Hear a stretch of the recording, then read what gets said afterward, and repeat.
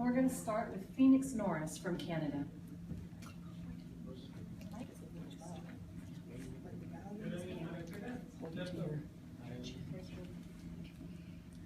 I'm looking in the mirror, but who's looking back? I see my face and my eyes, but not the heart that is cracked.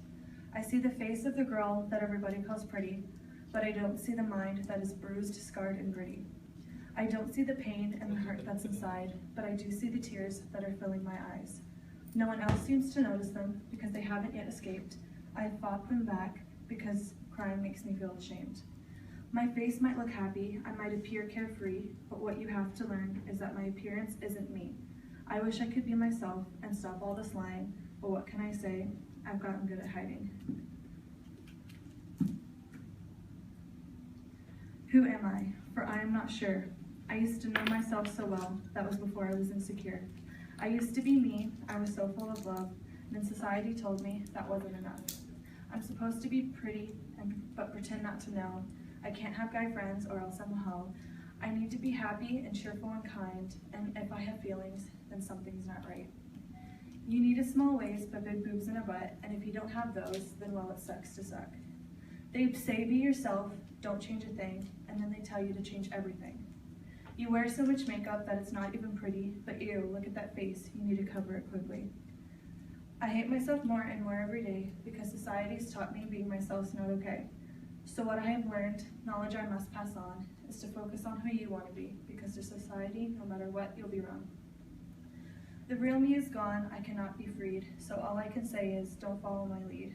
Ignore society, or else you will see that you'll lose yourself like I lost me. These were poems I wrote when I was 14. I felt that way. A 14-year-old girl shouldn't have those thoughts. No one should have to feel like there's something wrong with them, or that they need to change in any way, shape, or form. But in reality, a lot of girls feel this way, and even worse. Girls 12 years old and younger are developing serious health issues because of their insecurities. They stop eating or make themselves throw up and develop eating disorders. A 12-year-old girl shouldn't, a 12-year-old girl should not be thinking about her weight. She should be thinking about sleepovers or homework or something. Sadly, the insecurities about weight are just the tip of the iceberg. There are little girls developing depression every minute because they have been told that there's something wrong with them. Maybe because they don't like boys, or they don't like playing with dolls, or for simply falling short of someone else's expectations. There are so many things that are ruining girls' self-esteem, and the age of developing a negative self-image just keeps getting younger and younger. The cause ranges from social media to society, or to parents and loved ones who simply don't think before they speak. Words said out of anger or as a joke can be deadly in terms of how a girl views herself. Children develop their self-esteem through those around them. The words, the attitudes, and actions toward a child is what forms their self-image. Personally, as a young girl, I had a very supportive and empowering environment. My value was always reassured and validated. I knew I was important and worthy, and that my ideas and opinions were important, and that I was powerful and beautiful inside and out, and that my dreams and goals were possible. But as I grew older, I began to be affected by the world around me, and slowly my view of myself began to change. I began to doubt my beauty, my importance, and my worth. The media's ideal woman is portrayed as curvy, with flawless hair and makeup, doing whatever it takes to capture the eye of another. Professional makeup artists, out-of-frame lighting and fans, Photoshop and CGI graphics create a standard that we will never be able to attain naturally. As we are bombarded with these images, we begin to take them on as our own ideal, and either try to become like them, consciously or unconsciously, or we berate ourselves for not being like them. Science tells us that a child's first 7 years lays the foundation of the life they will live. Everything the child witnesses, experiences, and hears is stored in the subconscious as fact. After those 7 years, everything the child witnesses, experiences, and hears is then sorted according to experiences in those first 7 years, which means the experiences that connect with the establishing beliefs and perceptions strengthen, while those that contradict them are removed. Think about how many disempowering ideas and attitude a child is subjected to in 7 years. If a child is awake 12 hours a day for those 7 years, the child is awake 1,839,600 minutes. If the child experiences one idea or attitude per minute, that becomes 1,839,600 ideas or attitudes being stored into the subconscious as appropriate, the way it is, and the way they ought to be. The ideas and attitude a child is exposed to are usually the same ideas or attitudes repeated over and over again. This enforces and confirms the quote-unquote rightness of those ideas or attitudes. How many of these ideas and attitudes are distorted and disempowering? Science tells us that 80% of our thoughts are negative, and that 98% of our thoughts are exactly the same thoughts that we had the day before.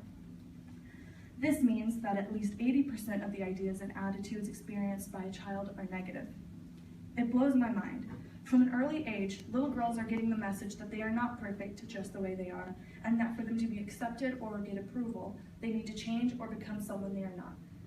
It breaks my heart to think of all those girls who believe there is something wrong with them, or that they need to change something about themselves in order to make someone else happy. But I fully understand. That used to be me. Sometimes that still is me. But with the help of people I look up to, I've been able to recognize the difference between what I want and what society and social media try to make me think I want. I was lucky to have that realization, but I know many don't know the difference. I want to help every one of those confused girls. I want to let them know that they are lovable and acceptable exactly as they are. That they deserve to be treated with respect and they deserve to be treated like queens. Then I had a thought. What if there was a universal symbol that stood for self-confidence that we could all share, like maybe a crown? A crown represents power and loyalty. I think everyone should feel both of those things. When we think about a queen, we imagine a woman who is solid in her personal power. She carries herself tall and proud, she demonstrates class and self-respect in her words, actions, and dress. She is diplomatic and treats others with the same respect she expects from them. What if we were able to take the energy of this image and put it into a crown? What if this crown became a symbol that enabled us to embody this energy and become the queens that we were born to be? What if, as soon as we placed the crowns on our heads, we felt in control? We felt the power, our personal power. What if we owned our personal power and made choices that were in our best interest? And what if we wore the crown until we could take it off and still feel confident? When I first started wearing one, I almost talked myself out of it because I was afraid that people were going to judge me or make fun of me. And then I realized that was exactly why I needed to wear it. My fear was of other people's judgment, and that I was letting it affect my choices for my life. I was scared to wear a hair accessory because I was afraid people were going to think that I thought I actually deserved to be treated like a queen. Well, guess what? I do, and everyone else does as well. Imagine how differently we would live our lives if we knew that we were worthy and that we had the power to pave our own paths. How different would our girls be as they approached womanhood if they knew they were worthy? And what life-enhancing choices would they make for themselves? What professions would they choose if they truly believed they could be anything they wanted? What changes would they bring to the world if they knew how powerful they truly were? How different would your own life be if you knew how powerful you truly were and you became the queen of your life? I think by spreading this message, we could help and maybe save a lot of people. I think this can actually be a way we can let other women and girls know that they are not alone. We are all working on our confidence together. Let the crown be the symbol of confidence, power, and unity. Your life is your kingdom, and you are the rightful ruler, so rule it.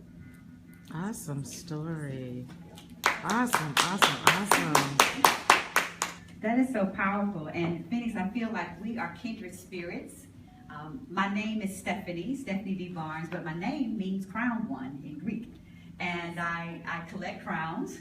And like you, I like to wear them out in public. And, as a grown woman, I get a little bit different perception. But it is so powerful what you spoke about what a crown does for a woman. Because if you wear one, if you wear a tiara, and even if you have it pinned to the top of your head, you do have to carry yourself with greater dignity, and it makes you feel more regal than you do without it. So this is just such a wonderful imagery for the confidence that we should carry.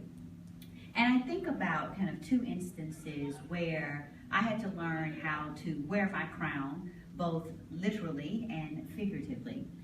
I've always had a love for twirling. I was a majorette in high school and a majorette in college. And it's interesting that, you know, those two experiences played a great deal in the themes that you've touched upon, the theme of leadership as well as body image. And I remember when I was a senior in high school, I was a captain of a majorette squad. And I had worked for this for 4 years, and I twirled for many years, loved twirling. And I was so proud to have reached that accomplishment, to actually be the leader of the squad, and took that role very seriously. And we had a rule that if you didn't show up for practice, if you had an unexcused practice during the week, that you could not perform in Friday night's game. And we had one of the majorettes who didn't show up, didn't let me know beforehand, and I enforced the rule.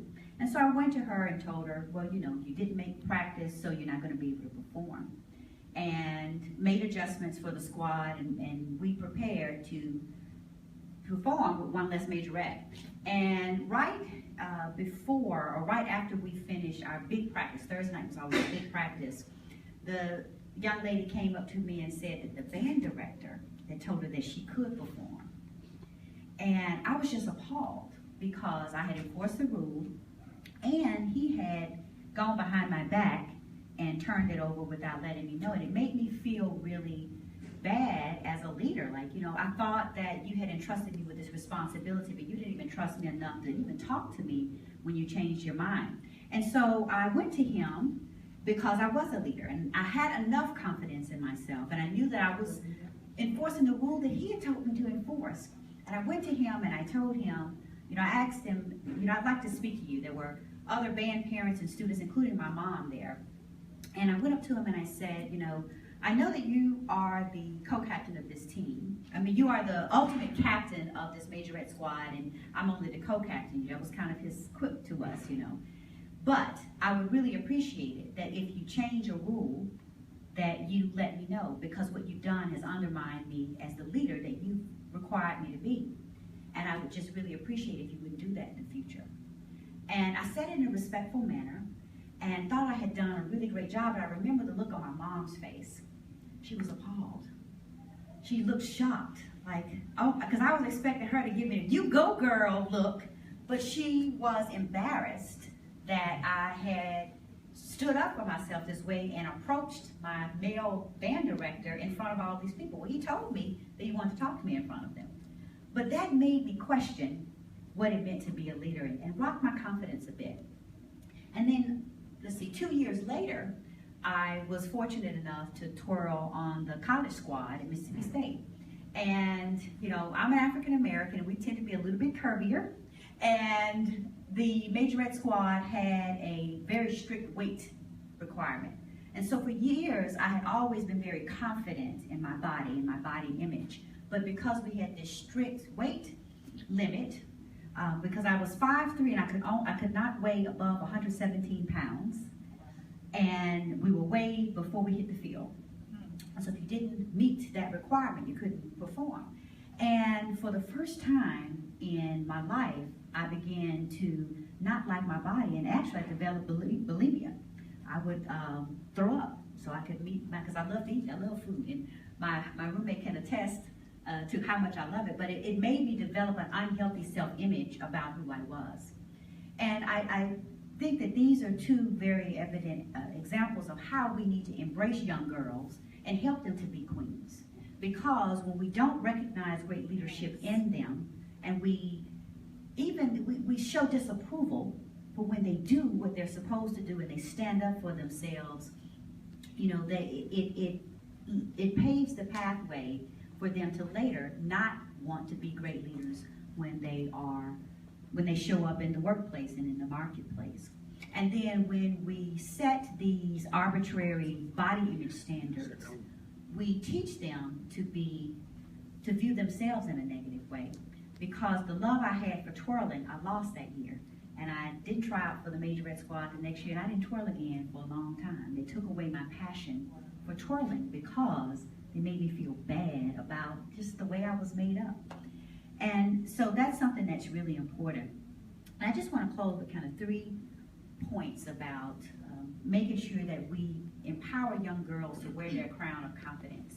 The first thing is we need to empower young girls to be queens and not queen bees. And as you gave an eloquent description, it's like I was wondering, I was like, did she look at my at my notes? Because what I was going to talk about in terms of when you wear a crown, how that makes you feel, you hit upon that so excellency. So I'm not going to go over that.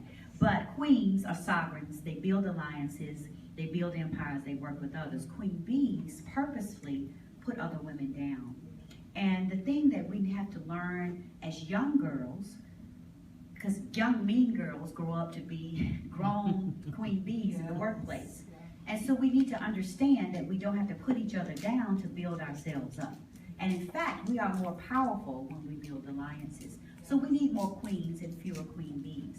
The second point is that we need to embrace strong women leaders, strong girl leaders, young girls. When they stand up to lead, we need to celebrate the courage it takes to stand up for yourself, to be assertive, to be different, to wear your crown when people are looking at you crazy, and to know that, you know what, I don't have to meet the norms of everybody else, and I can be. And we all show up in our own unique way.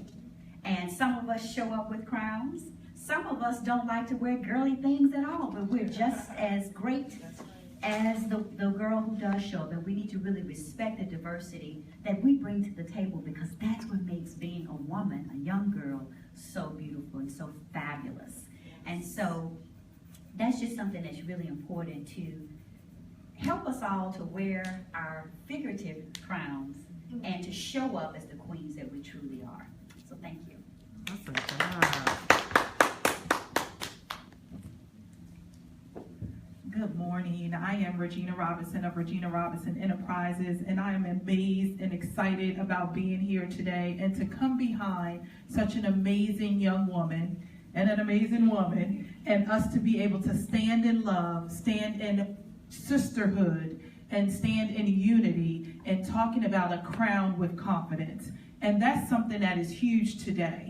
And it's not something that's warranted all over, because I really want to stand before you, especially being on this platform, to support a young woman, because she is the birther of this mission, A Crown with Confidence, and really just say that I want to share a message with young women, not just here in New Delhi, India, but globally all around the world. And this message really today is for you. There is a quote that says, "Always wear your invisible crown." And the problem is, we are always looking that if we don't have a figurative crown on our head that other people can see, means we are not confident, means that we are not worthy, means that we do not love ourselves. But again, you should always be wearing your invisible crown. What does that mean? That means your crown is there to stay, and not anything or anyone or anybody can take that from you. And so literally, I have an acronym for crown, because we want to make sure our young girls understand what it means to be crowned in loving you. So the word C, the letter C, stands for confident. We have to learn to be confident in who we are, what we are, and in our own unique self. Not who other people are and not who other people want us to be, but uniquely confident in our own space. So when you put on and continue, because you should never take off your invisible crown, right? So if we put on a figurative crown, we can take that on and off. But when we have on our invisible crown, it is embedded in us. So confident, being embedded, keeping your crown on at all times. Aura is radiant.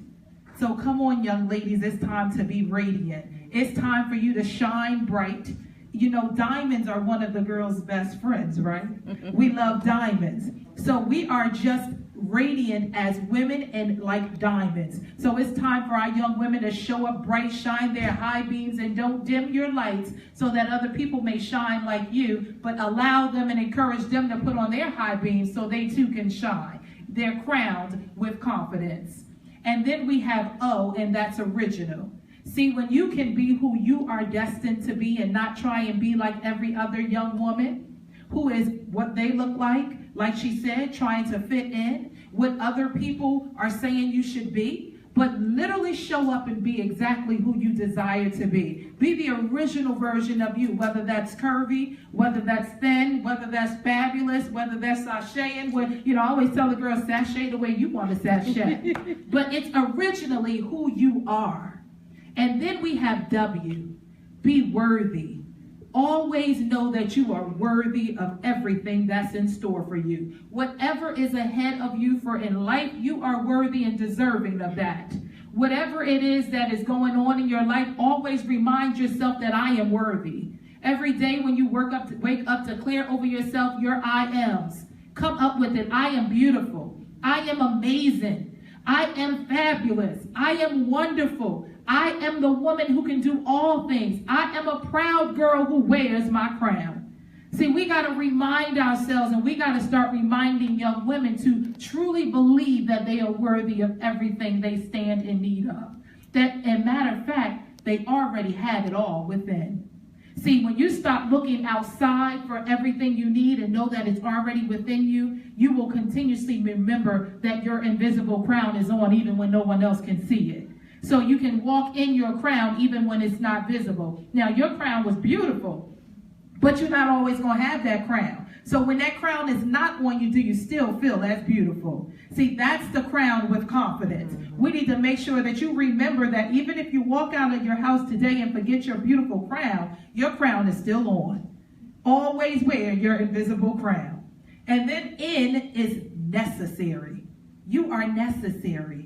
This world needs you and what you have to bring it. This world is waiting on whatever your unique gifts are that you can offer up, that you can share with the world. And so for you to be able to share such an amazing spoken word with young ladies, to be an encouragement to teens your age, see, that is necessary. Because there's a young lady who somewhere fits into that poem and didn't know how to express what it was that they were feeling. So through you, they can live vicariously. They can understand what it means to be necessary in this world. See, I want to just reflect back to a time where when I was in high school, it's amazing that we all have our high school stories today, so we are definitely designed to be here today together. And so I can remember being in the 8th grade in middle school. And for a year straight, a young lady bullied me for a year. She would say, and her thing was, she was a little more masculine, not as feminine. And I was very feminine as a girl always. And so I allowed her to take away my crown. Because back then, no one told me that I should always have my invisible crown. Or that I was crowned with confidence, right? And so I allowed her to always say, you're not pretty, you think you cute. Or she'll bump me in school or say little things to me, and it began to affect me. It began to take away how I saw myself. So I began to question, am I pretty? Do I have what it takes? Am I a little bit do I think this? Do I think that? Because I allowed someone else to hold my crown. I allowed someone else to decide whether I got to wear my crown of confidence. And so as young women, we have to remember that your crown is your crown. No one can take your crown, and no one should present you with your crown. And if you do get presented with a crown, you need to make sure the people around you are presenting you positively with your crown. And those who are sharing negatively with your crown, dismiss those people.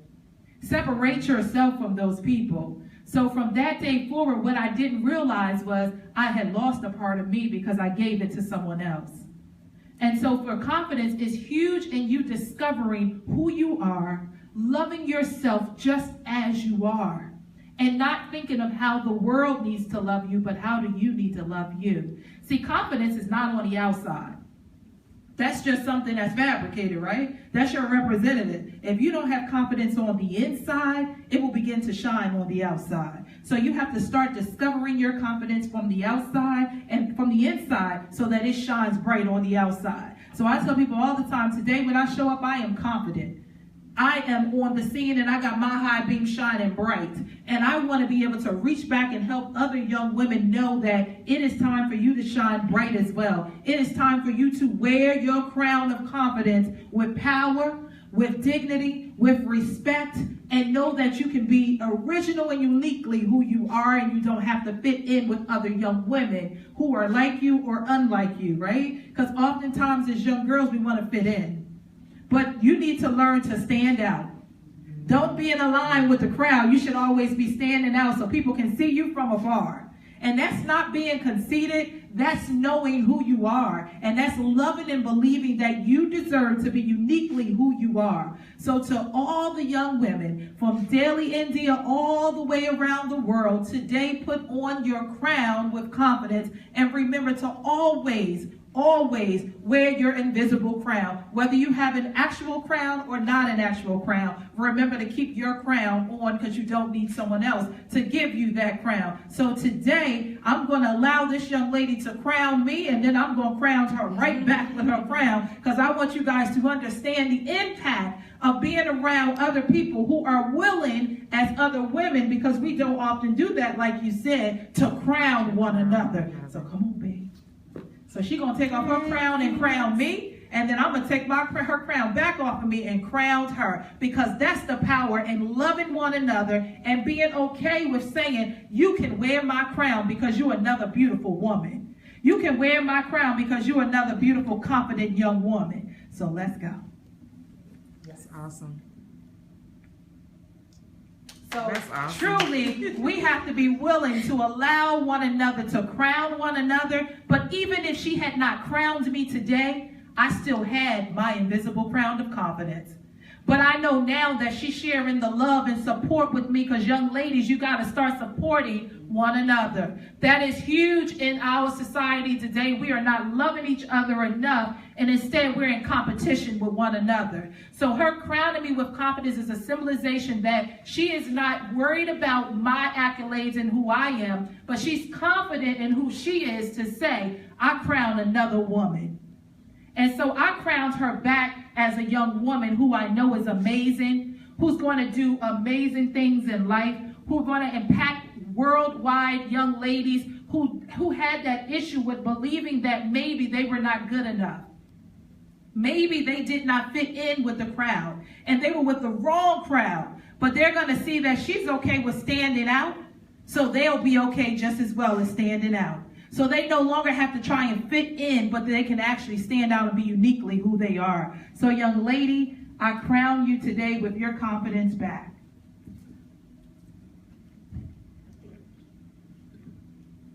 That's awesome. Thank you. Remember, always wear your invisible crown. Awesome. So I actually have a question. So my question is directed towards Phoenix, but I'd like to hear. Grab the mic. Okay, sorry.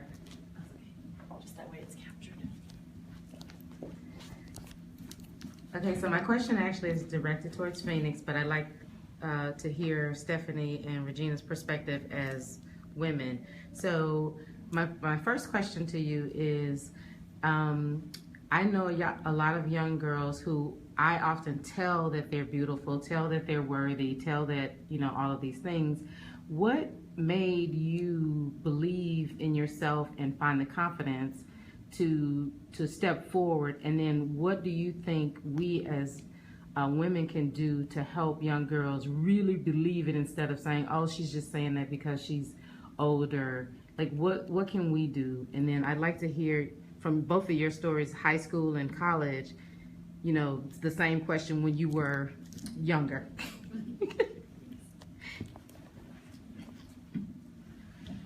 Well, I for my first few years when I was before I was born, my first 7 years, I was in an environment where there was no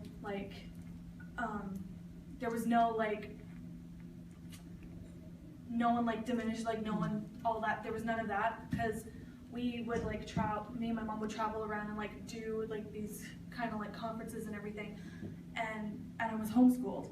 But then when I went to school, that's when It started. Yeah, that's when it usually starts, because you're surrounded by a bunch of other people who sometimes are jealous or just Right. And so I had I had an issue with my nose for a while. It's like, hearing it is like, that's like ridiculous, but what happened was someone just one day told me that my nose is big, and like for years after that, I was so insecure about my nose. Right. And I don't like, and it took a while for me to get over that. And I think that the one major thing that like helps is like, you can tell someone they're beautiful like every day, and they won't believe it unless they believe it themselves. Right. And I think a way that you can do that is by asking them and making them think why they think that they're not beautiful, and they'll answer that and be like, well, is this like really true? Like, because So deal with more of the what they believe is negative to help them understand that that's not really the case. Okay. I think it helps to try and figure out what they think, because sometimes they don't even know what they think. They just, what other people say goes into their mind, and their mind makes them think that they believe that, you know? Right. Like, think of like, for example, like some therapists, they will tell you what to do and tell you like this and stuff, but the ones that like ask questions and stuff and make you think and like gets like the things turning, it can kind of help you decide what's your beliefs and what someone else's beliefs but has gone in as your own. That's good. And so yeah, I know you, even though like we see like our friends and like our family and stuff struggling with this stuff, we can't make them see it from their eyes. You gotta help them see it for themselves. Like insight, you know what I mean? Yeah, see for themselves, right? Yeah, that's what. No, that's good. That helps me. So, you know, that's a very good question about, you know, how do you make the turn? And, you know, Phoenix was very fortunate, like you say, to have an environment. So your environment definitely is a huge influence on how you develop your confidence. And so, you know, I struggled with these issues in high school. I was bullied. I remember those young ladies' names. I'm not going to say who they are, but I remember being bullied. And you know, how they would treat me, and you know, they would always pick on me for the things that were what I considered to be my strengths. And what I had to realize is that my strengths were my strengths regardless of how someone perceived me or if they appreciated it at all. So just making that choice that, you know what, I'm a queen. You know, and even if someone doesn't think that I am, or they, you know, want to discount my royalty, and, you know, I'm going to make the decision that this is what I want to do, because, you know, I believe that our lives are the products of our choices. Right. And so we can choose to allow others to tell us who we are, or we can choose to see ourselves for who we are and stand in that and stand confidently. So it all boiled down to ultimately making a choice. And you're very fortunate in that you've made this choice early on, and you're doing a really great service to empower others and help them to make that choice. But some women don't have that realization until they're up in age. So, you know, it's really great that you've begun this conversation now, and will empower other young ladies to continue that going forward. And when you were talking earlier, I was going to say this, but I forgot. And when you, like, there's two types of people. The type that will, like, admire your crown and have it, and then there's the people that will try to take away your crown because they're jealous of it and they wish that they had that confidence. And you notice that how they would always, like, pick on your strength. It was because they know it was your strength. It's know that that's what you're good at, and seeing you confident in that bugs them because they don't have the confidence for their strength. And they don't know, you know, that's... And just kind of recognizing that hurting people, don't hand it to you, that hurting people hurt others. Yes, yes. And so for me to answer that part of your question was, I was 8th grade when that happened with all the bullying with the young lady. And what I realized instantly was, she's a young girl who's insecure in who she is. So because she sees that I'm pretty and the guys give me attention and she's not getting the attention because I dress girly and she wasn't dressing as girly, it was intimidating for her. So for me, I had to look at it from a standpoint was, I'm okay with her. I wasn't okay, but you have to sometimes allow people to be in whatever space they're in. And what I realized was, as long as she was never touching me, I was okay. And so when I got to high school, what I realized was, Girl, that girl was just insecure because she wasn't as pretty. That is not my problem. And so by the time I got to high school, I thought I was the bomb.com. Like, I thought I was beautiful. I didn't have a problem with it, and I dressed even more girly. Because now you're in high school, right? You can switch up how you look. You can make your hair look all pretty. You can change your little outfit. Your parents give you a little more freedom.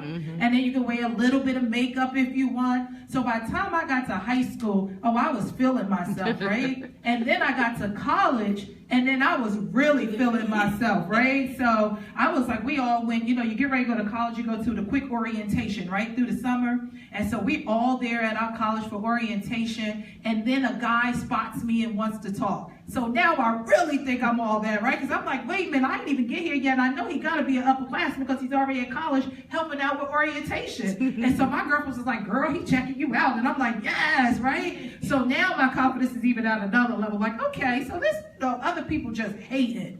And so we have to really be able to understand that our crown is our crown.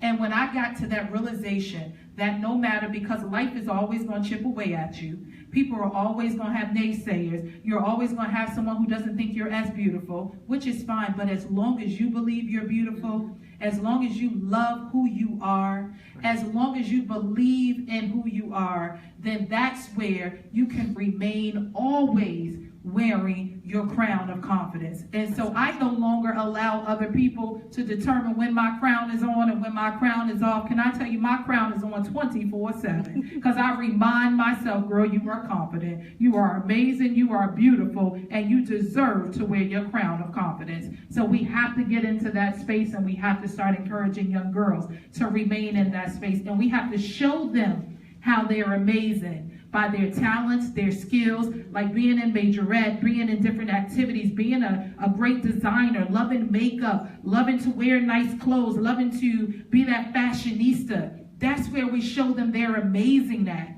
And that's how we let them start believing in themselves. And that's how we remind them that no matter what other people think, you don't have to dress like other people, and you don't have to get naked to be accepted.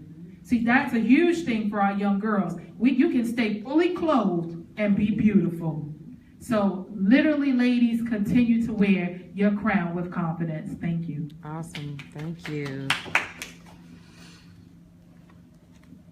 Thank you so much. So if we could all gather for a group photo.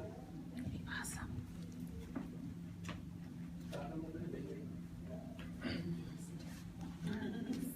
Hey, put your crown back on. Oh, yes. Bring your picture.